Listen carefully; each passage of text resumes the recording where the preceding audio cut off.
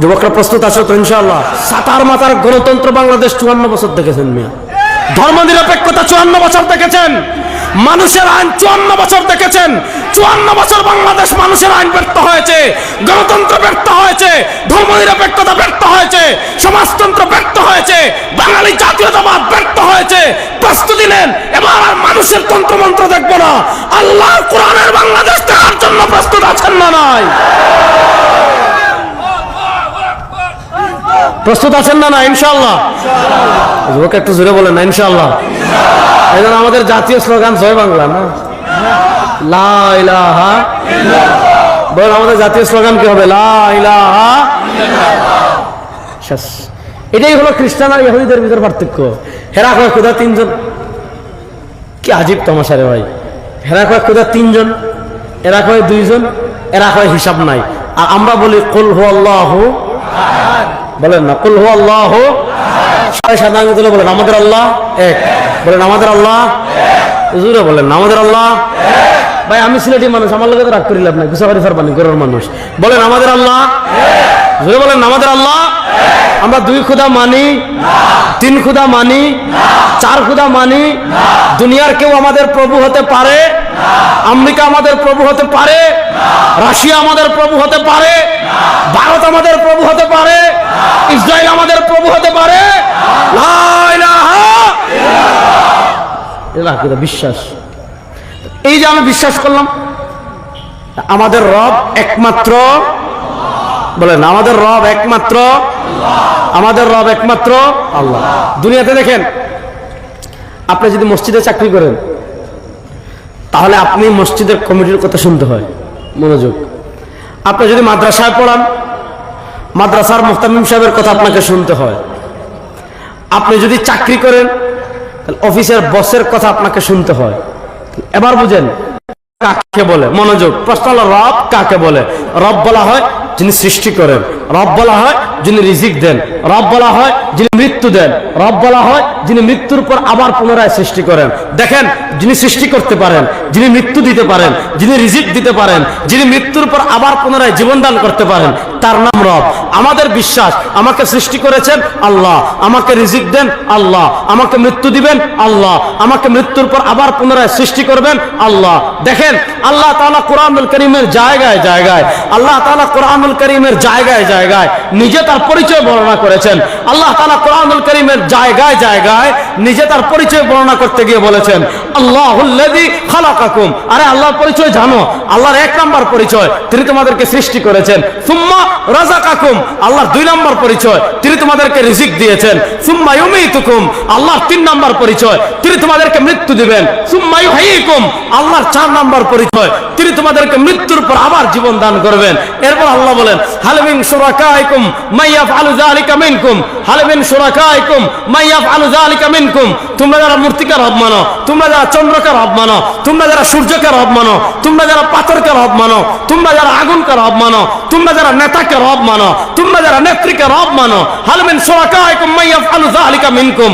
তারা কেউ সৃষ্টি করতে পারবে না, তারা কেউ রিজিক দিতে পারবে না, তারা কেউ মৃত্যু দিতে পারবে না, তারা কেউ মৃত্যুর পর আবার সৃষ্টি করতে পারবে না।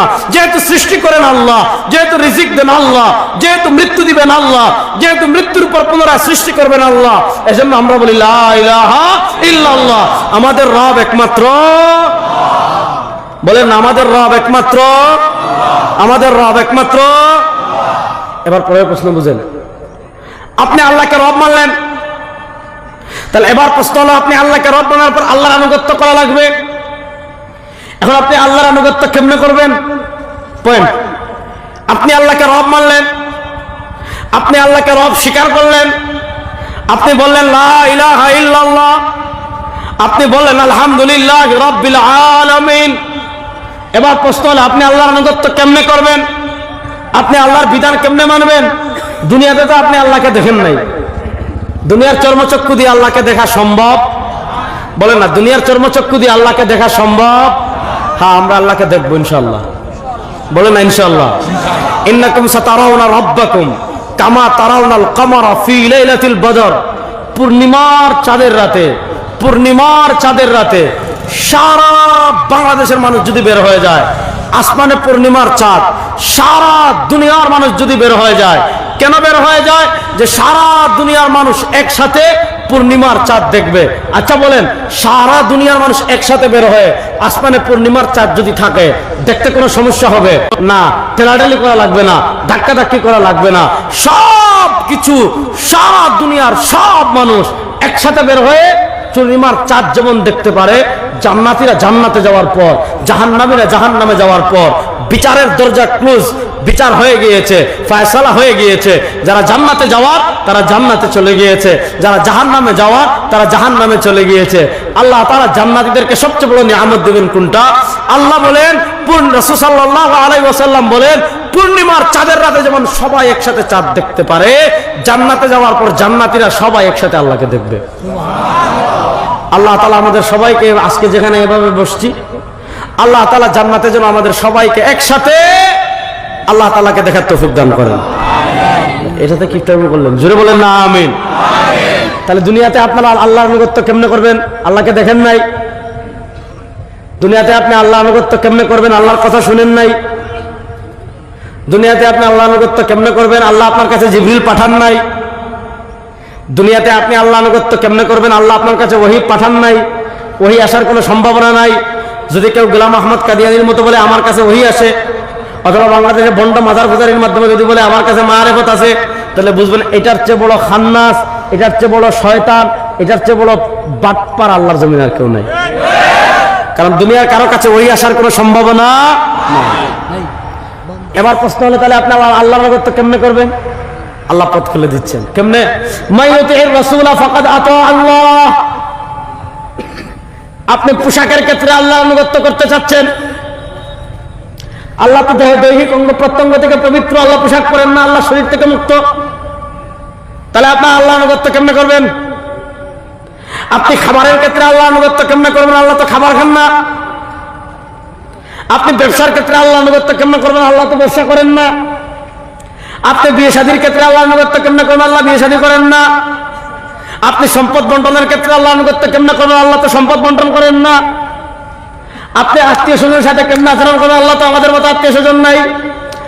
আপনি ধরেন রাজনীতি করতেছেন, রাজনীতি করার ক্ষেত্রে আপনার আল্লাহ আনুগত্য করবে কেমন? আল্লাহর এখানে তো বিএনপি, জামাত, আওয়ামী লীগ, জাতীয় পার্টি, ইসলামী আন্দোলন নাই।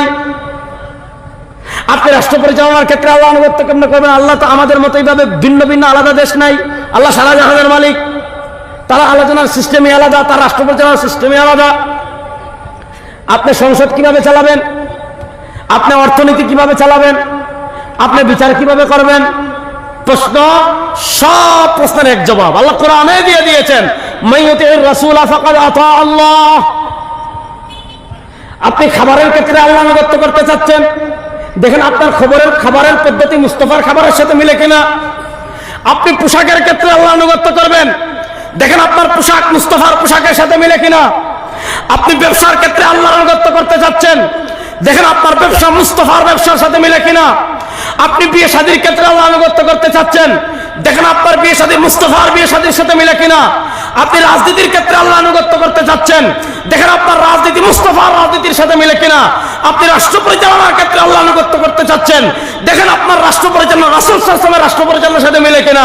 যদি মিলে ওকে, এখন দেখা গেল আপনার রাষ্ট্র পরিচালনা রাসূলের রাষ্ট্র পরিচালনার সাথে মিলে না, আপনার রাজনীতি রাসূলের রাজনীতির সাথে মিলে না, আপনার বিচার রাসূলের বিচারের সাথে মিলে না, আপনার সমাজ ব্যবস্থা রাসূলের সমাজের সাথে মিলে না, আপনার ব্যবসা বাণিজ্য রাসূলের ব্যবসা বাণিজ্যের সাথে মিলে না, আপনার বিয়ে শাদী রাসূলের বিয়ে শাদীর সাথে মিলে না। আমরা আপনি যত বড় আশিক রাসূল দাবি করি না কেন, আসলে আমরা সবাই ভণ্ড। তাহলে জীবনের সব ক্ষেত্রে আনুগত্য করতে হবে কার? রাসূলের। এক নম্বরে বলেন আল্লাহ, আমার সাথে বলেন, জীবনের সব ক্ষেত্রে আল্লাহর আনুগত্য, জীবনের সব ক্ষেত্রে আনুগত্য করতে হবে কার? আল্লাহ। হেরান হয়ে গেছেন নি? জোরে বলেন তাহলে, জীবনের সব ক্ষেত্রে আনুগত্য করতে হবে কার? আল্লাহ। আরো জোরে বলেন, জীবনের সব ক্ষেত্রে আনুগত্য করতে হবে কার? আল্লাহ। আল্লাহর আনুগত্য করতে পথ কি? রাসূলের। দেখো রাসূল সাল্লাল্লাহু আলাইহি ওয়াসাল্লাম যা বলেছেন, মা আতাকুমুর রাসূল, রাসূল যা বলেছেন ফাখুযু, তা আঁকড়ে ধরবেন। ওয়া মা নাহাকুম আনহু ফান্তাহু, রাসূল সাল্লাল্লাহু আলাইহি ওয়াসাল্লাম যা থেকে নিষেধ করবেন তা থেকে বেঁচে থাকবেন। যদি রাসূলের নির্দেশনা আপনার জীবনে পাওয়া যায়, আপনি আল্লাহর আনুগত্য করেছেন। যদি রাসূলের নিষেধ আপনার জীবনে পাওয়া যায় না, আপনি আল্লাহর আনুগত্য করেছেন। রাসূল বলেন এটা করিস না, আপনি করেন। রাসূল বলেন এটা কর, আপনি করেন নাই। আপনি যত কিছু বলেন না কেন, আপনি কিন্তু প্রকৃত মুসলমান হতে পারবেন না। আজকে সারা দুনিয়ায় মুসলমানদের মৌলিক সমস্যা কোথায়? যুবকরা এই পয়েন্টটা ভালো করে শুনবেন। আজকে সারা দুনিয়ায় মুসলমানদের উপরে এই যে বিপদের ঘনাঘটা, আজকে সারা দুনিয়ায় মুসলমানদের সমস্যার জায়গা কোথায়? এখানেই। আমি বলেন, আপনি বলেন, হুজুর বলেন, শায়েখ বলেন, পীর বলেন, মুর্শিদ বলেন, রাজনীতিবিদ বলেন, প্রধানমন্ত্রী বলেন, রাষ্ট্রপতি বলেন, সেনাপতি বলেন, আমাদের কারো জীবনে রাসূল সাল্লাল্লাহু আলাইহি ওয়াসাল্লামের পূর্ণাঙ্গ আনুগত্য নাই। বলেন, আমাদের কারো জীবনে রাসূল সাল্লাল্লাহু আলাইহি ওয়াসাল্লামের পূর্ণাঙ্গ আনুগত্য নাই। আজকে সারা পৃথিবীর মুসলমান রাষ্ট্রের দিকে তাকান, আজকে সারা পৃথিবীর মানুষের মানচিত্রের দিকে তাকান। আমার নবী ঘর থেকে নিয়ে রাষ্ট্র চালিয়েছেন, আমার নবী ঘর থেকে নিয়ে বিচার করেছেন, আমার নবী ঘর থেকে নিয়ে সংবিধান লিখেছেন, আমার নবী ঘর থেকে নিয়ে যুদ্ধ করেছেন। আজকে মুসলমান দুনিয়াতে লক্ষ কোটি আছে, কিন্তু মুসলমানের রাষ্ট্রগুলোতে আমার নবীর আদর্শ নাই। মুসলমানের রাষ্ট্রগুলোতে আমার নবীর আদর্শ নাই। আজকে রাসূল সাল্লাল্লাহু আলাইহি ওয়াসাল্লামের আনুগত্য আমরা কোথায় করি? খাবারের ক্ষেত্রে আমরা ভাত খাই কোনার দিয়ে। আপনার হেরান হয়ে গেছেন, বুঝছি। আমরা ভাত খাই কোনার দিয়ে, ডাইনার দিয়ে। আপনি জিজ্ঞাসা করবেন, ভাই হাত তো দুটোই সমান, এটা তো 5 আঙ্গুল, এটা তো 5 আঙ্গুল, এটাতে যে কয়টা দাগ, এটাতে সে কয়েকটা দাগ, তাহলে আপনি ভাত ডান হাত দিয়ে খান কেন? বলবে ডান হাত দিয়ে ভাত খাওয়া সুন্নত। দেখবেন ইস্তেঞ্জা করে বাম হাত দিয়ে। আমাদের দেশে দেখবেন মানুষ বিড়িটাও খায় ডান হাত দিয়ে। দেখবেন ইস্তিনজা করে বাম হাত দিয়ে। জিজ্ঞেস করবো, ইস্তিনজা বাম হাত দিয়ে করলেন কেন? যে ডান হাত বরকতি হাত, রাসূল সাল্লাল্লাহু আলাইহি ওয়াসাল্লাম বলেছেন এই হাত দিয়ে করা যাবে না। খাবারের ক্ষেত্রে রাসূলের সুন্নাহ অনুসরণ করতেছে। বের বাড়ি গেছে দাওয়াত খাইতে, খাইতে খাইতে খাইতে খাইতে এই পর্যন্ত চলে আসছে, আর হজম হইতেছে না। বলে কি, বেয়াই সাহেব মিষ্টি দেন। কেন? খাবারের পর মিষ্টি খাওয়া সুন্নত। ঠিক আছে, আজকে আমরা খাবারের ক্ষেত্রে রাসূল ইসলামকে ফলো করি। রাসূল বলেছেন টাকনুর নিচে পোশাক পরা হারাম। দেখা যায় যেই ছেলে 7 দিন টাকনুর নিচে প্যান্ট পরে বাজারে ঘুরে, সেও যখন মসজিদে যায় দেখবেন প্যান্ট এইভাবে তুলে ফেলে। তাকে জিজ্ঞাসা করবেন, তুমি প্যান্ট এইভাবে তুললা কেন? সে বলবে, মসজিদে যাচ্ছি, মসজিদে যাচ্ছি। মসজিদ ইবাদতের জায়গা, মসজিদে গিয়ে আমি টাকনুর নিচে প্যান্ট পরলে আমার গুনাহ বেশি হবে, দরকার নাই। তাহলে আমরা পোশাকের ক্ষেত্রে রাসূল ইসলামের আনুগত্য করি, খাবারের ক্ষেত্রে রাসূল ইসলামের আনুগত্য করি, বাথরুমে রাসূল ইসলামের আনুগত্য করি, ওযুতে রাসূল ইসলামের আনুগত্য করি, গোসলে রাসূল সাল্লাল্লাহু আলাইহি ওয়াসাল্লামের আনুগত্য করি, তায়াম্মুমে রাসূল সাল্লাল্লাহু আলাইহি ওয়াসাল্লামের আনুগত্য করি। অথচ আল্লাহ বলেছেন মাইয়ুতির রাসূলা না। খাবারের ক্ষেত্রে তুমি যেমন রাসূলকে মানতে হবে, ঘুমানোর ক্ষেত্রে যেমন রাসূলকে মানতে হবে, ওযু করার ক্ষেত্রে তুমি যেমন রাসূলকে মানতে হবে, সমাজ পরিচালনার ক্ষেত্রে যেমন রাসূলকে মানতে হবে, রাজনীতিতে রাসূলকে মানতে হবে, রাষ্ট্র পরিচালনায় রাসূলকে মানতে হবে, আব্রাহাম লিঙ্কনকে মানা যাবে না। কিন্তু আজকে সমস্যা কোথায়? আপনারা আমার কথা কষ্ট পাইয়েন না, এগুলো বলতে হবে। আজকে আমাদের সমস্যা কোথায়? আমাদের বাংলাদেশে একটা আছে মুসলিম পারিবারিক আইন, মানে আপনি বিয়ে করতে হবে ইসলাম অনুযায়ী, আপনি তালাক দিতে হবে ইসলাম অনুযায়ী, আপনি ওয়াকফ করতে হবে ইসলাম অনুযায়ী, বিবাহ ভঙ্গ করতে হবে ইসলাম অনুযায়ী। গুড, মুসলিম পারিবারিক আইন। যদিও কিছুদিন পরে পরে বাংলাদেশে দেখবেন নারীবাদী কিন্তু শাহবাগী বের হয়। আমি একদিন ঢাকায় একটা দুষ্টামি করে বক্তৃতায় বলেছিলাম, আমাদের দেশে ঢাকা শহরে লাওয়ারি যতটা কুকুর আছে, বাংলাদেশে ততজন শাহবাগী নাই। কিছুদিন পর পর এই অন্তর্বর্তীকালীন সরকার যখন আসলো, তখন দেখেছেন একটা নারী সংস্কার কমিশন গঠন করেছিল, ওই মুসলিম পারিবারিক আইন ধ্বংস করে ফেলবে। আমরা বলছি শুনেন, বাংলাদেশে কারবালা হবে, কারবালা হবে ইনশাআল্লাহ। আপনি মুসলিম পারিবারিক আইন ধ্বংস করবেন, যেভাবে ইচ্ছা বিয়ে করবেন, যেভাবে ইচ্ছা তালাক দিবেন, যা মন চায়, এটা তো সহজ নাকি? আমরা বাংলাদেশ যতদিন জীবিত থাকবো, আমাদের শরীরে রক্ত যতক্ষণ থাকবে, আমাদের ইমান প্রদীপ্ত যুবক যতটা বাংলাদেশ থাকবে, ইসলাম নিয়ে যারা তামাশা করবেন, একদল তামাশা করে ভারত পলাইছে, আগামীতে যারা ইসলাম নিয়ে তামাশা করবেন, আপনাদেরকে কিন্তু ভারত জায়গা দিবে না, বঙ্গোপসাগর ছাড়া যাওয়ার আর জায়গা নেই, কারণ ভারত তো আপনাদেরকে নিবে না। এখন হয় বঙ্গোপসাগরে যাবেন, অথবা বাংলাদেশে ইসলাম নিয়ে থাকবেন। ইসলামকে বাংলাদেশ কেউ মাইনাস করতে পারবে? আমাদের দেশে বিয়েটা হয় ইসলাম অনুযায়ী, আমাদের দেশে তালাকটা হয় ইসলাম অনুযায়ী, আমাদের দেশে নিকাহ রেজিস্ট্রি হয় ইসলাম অনুযায়ী, তাফসীরে তালাক হয় ইসলাম অনুযায়ী, ওয়াকফ হয় ইসলাম অনুযায়ী। কেন? মুসলিম পারিবারিক আইন। গুড। এবার আমি আপনাদের যুবক মনোযোগ দিয়ে প্রশ্নটা বুঝবেন।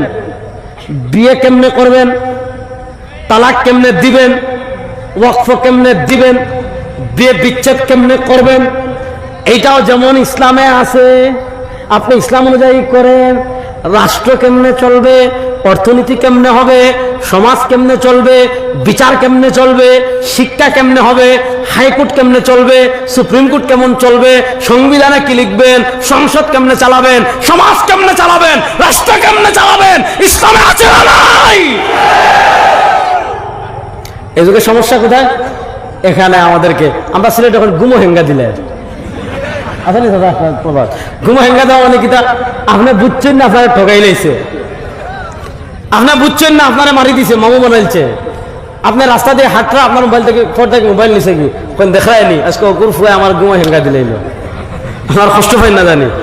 এখানে ইসলামের শত্রুদের সফলতা এই জায়গায়। আমরা গুমো বিয়ে দিলাইছে, আমরা শিখাইছে ইসলাম তো বেটা বিয়াত আছে, ইসলাম তো বেটা তালাকও আছে, ইসলাম তো বেটা নেকাহ রেজিস্ট্রিতে আছে না। এটা আমাদেরকে দিয়ে পরিবারে ইসলাম দিয়ে বলে রাষ্ট্র কেমনে চলবে, এখানে কোরআনের দরকার নাই, এখানে তো আমাদের আব্রাহাম লিঙ্কন সাহেব আছেন। অর্থনীতি কেমনে চলবে বলে এখানে কোরআন লাগবে না, এখানে পুঁজিবাদ আছে, কমিউনিজম আছে। বিচার কেমনে হবে বলে এখানে ইসলাম লাগবে না, আমাদের ব্রিটিশ আছে। শিক্ষা কেমনে চলবে বলে এখানে ইসলাম লাগবে না, ব্রিটিশ